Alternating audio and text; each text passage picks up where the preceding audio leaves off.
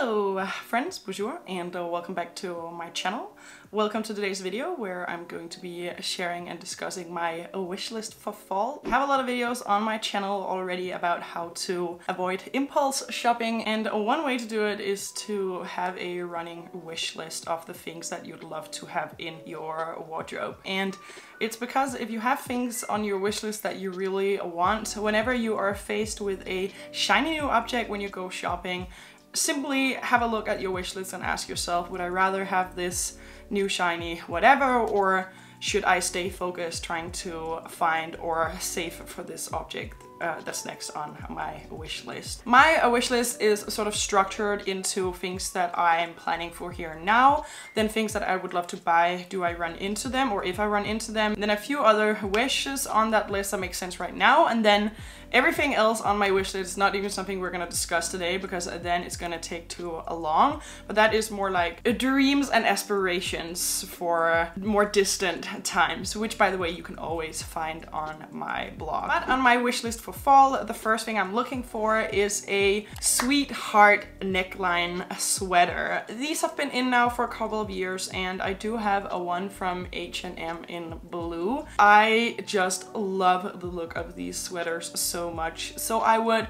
preferably like to have one in a white to start, and I can definitely see myself adding one in black later on as well. I have tried on quite a few from fast fashion stores, mostly from when I was shopping more fast fashion this year, but the thing is, this type of sweater, it really needs a beautiful structure in order to like hug you in the right places, and the ones I've tried from fast fashion just does not manage to do that to the extent that I want, especially because this is an item that I've wanted for over a year now. So far the best contender that I found is from Pixie Market. Oh my god, this sweater is so beautiful. It's also quite pricey, especially when you consider the fact that you can find something that looks like it in fast fashion stores. But the thing is, I do much prefer to, you know, add the nicer piece, because even if I find something equivalent in a fast fashion store, yeah, I just know myself, and if it doesn't look perfect, I will still be dreaming for that perfect, or about that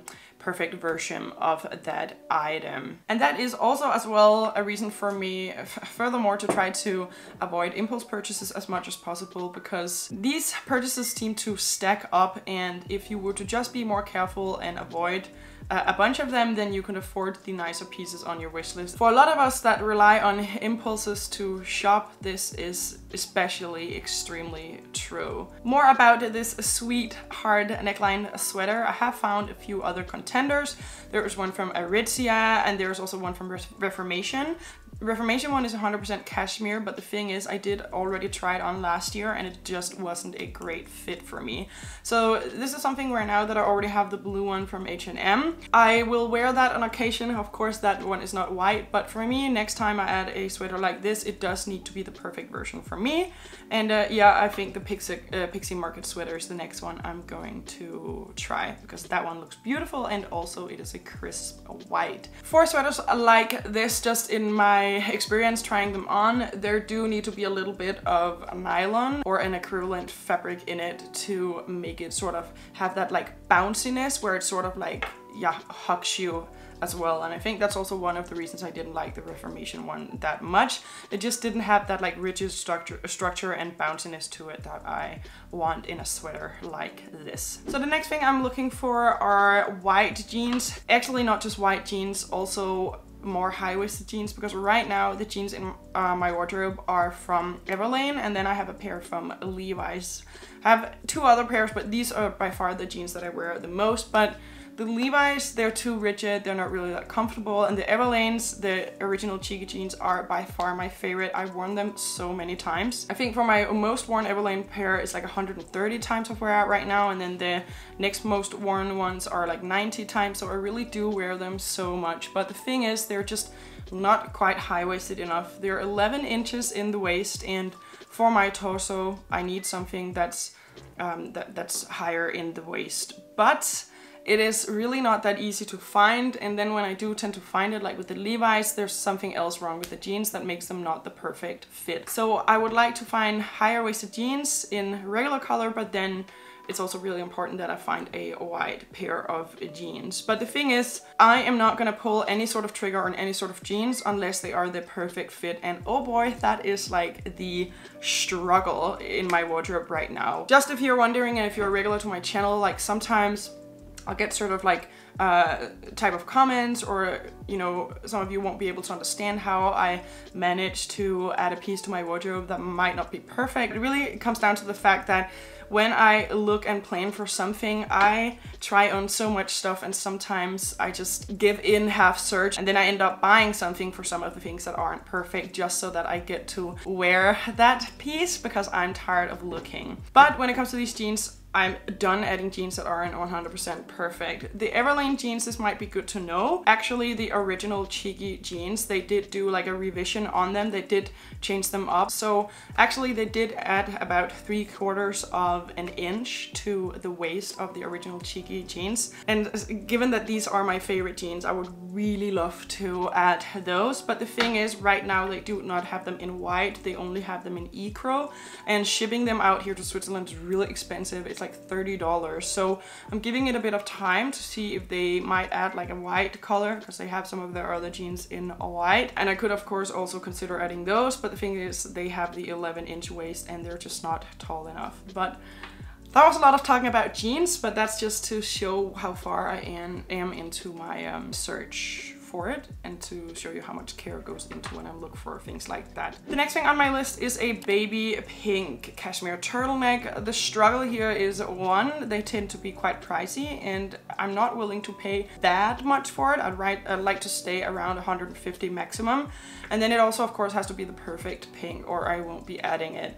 So I found one right now. The only one that I found that is like the perfect pink color is from a website called Gobi. I hadn't heard of it prior to starting to look for this turtleneck in the perfect color. The only other thing I found in the color as well, by the way, is from United Colors of Benetton, but this one is significantly more pricey. It's around 250, which it's just such a markup. I'd rather wait around for someone else to launch a cashmere turtleneck in the right color and then pull the trigger there. I'll be linking to the ones that I found so far. Then next on my wish list, and this is something that will sort of help me keep focused whenever I want to buy something on impulse, and it is the YSL hobo bag. Right now I have one handbag. I actually have two, but the second one I never use. It's actually in my basement. I'm not gonna get rid of it because it's a old, loved and classic piece within my wardrobe, but in theory I only have one handbag as of right now, and it is the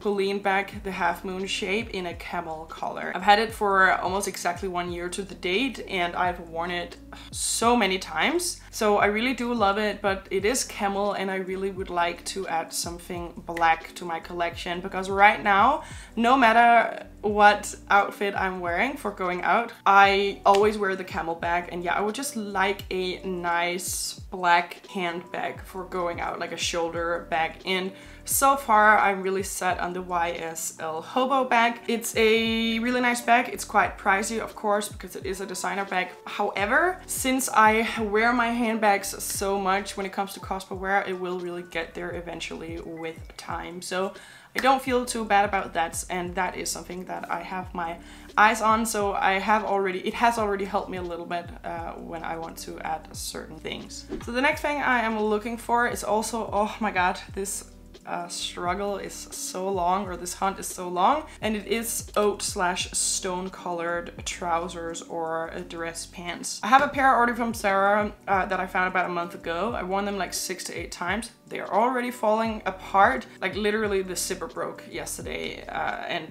yeah, that's the thing what it is with fast fashion. This do tend to happen, but I already knew that even when I bought them. I just really wanted a pair here and now. But the search continues for a pair that are higher quality and that will last much longer, but still, again, they have to be the perfect fit, because when it comes to anything, but especially with trousers, it has to be the perfect fit above all, or I just won't really wear them slash actually feel beautiful in them. And so the next thing on my plan wish list for fall is an oat colored wool skirt. I have one already in navy, so I'm looking for a skirt of exactly this concept but in an oat color. I think it's just gonna suit my wardrobe really well. I have a couple of oat things or oat tops, such as a cashmere sweater that I would like to pair it with, so that is next. These wishes that I just mentioned are the things that I am already on the hunt for. I'm looking, I'm taking notes, I'm saving links, trying to assess what is best, and then I'll pull the trigger on something once it also makes sense for me financially. And then I have another few points on the wish list that are things that I am not as actively looking for because they're not necessarily necessities or like basics within my wardrobe the same way the pieces that I just mentioned are. Like, they won't necessarily become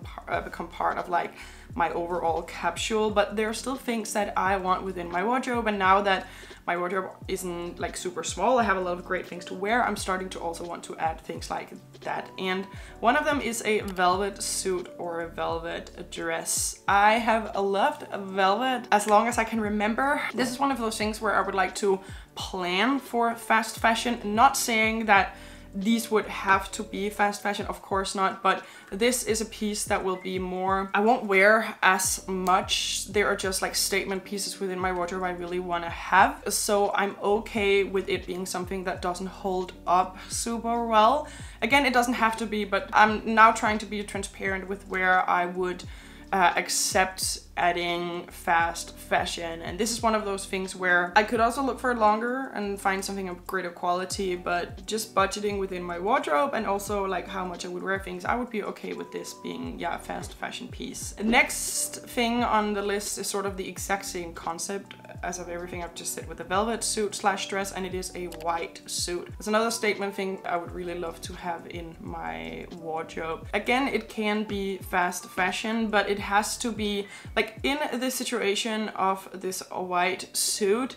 What comes first is just that it is a great fit, and then whether it be like a high street or a mid-range brand is secondary. I just want something that suits my body really well, and then of course I'm also willing to take it in by a tailor a little bit if need be. This is not something, again, I'm super actively looking for. These are just like dreams on my wish list that should I come across like impulse purchases, I would probably rather add these as like these pieces instead, because they're still fun pieces that I can look for, but that are not super like basic pieces. Then I have a few other points also on my wish list that are things that I have been thinking about sort of recently. Not that these are things I'm necessarily gonna add this season, but maybe.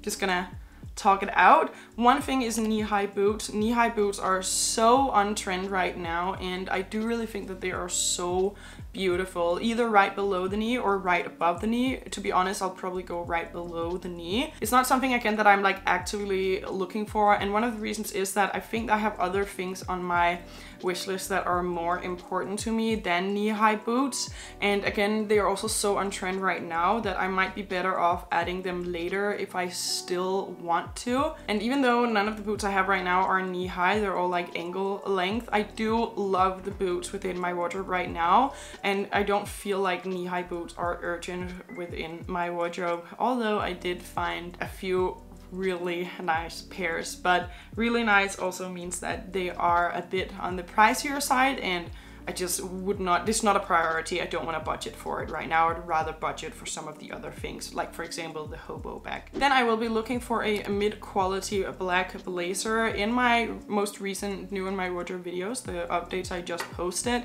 I did speak of adding, or I added a black blazer from H&M. I bought it because I had sort of like a scare with my Jill Sander blazer, and I took it to the dry cleaner and they did manage to save it, but after that I went straight and bought a black blazer at H&M.